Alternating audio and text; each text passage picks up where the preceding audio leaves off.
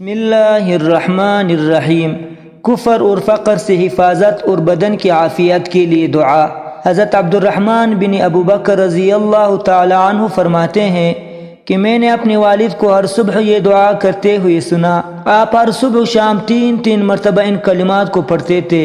ایک اور روایت حضرت عبد الرحمن بن ابو بکر رضی اللہ تعالی عنہ سے ہے، وہ فرماتے ہیں کہ میں نے رسول اللہ صلی اللہ علیہ وسلم کو ان کلمات کے ذریعے دعا کرتے دیکھا، اور میں اس بات کو پسند کرتا ہوں کہ اسے اپنی عادت بنا لو۔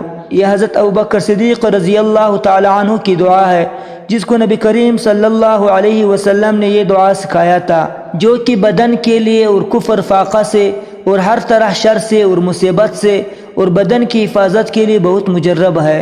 وہ کلمات مبارکہ یہ ہے: اللہم عافنی فی بدنی، اللہم عافنی فی سمعی، اللہم عافنی فی بصری، اللہم انی اعوذ بک من الکفر والفقر، اللہم انی اعوذ بک من عذاب القبر لا الہ الا انت۔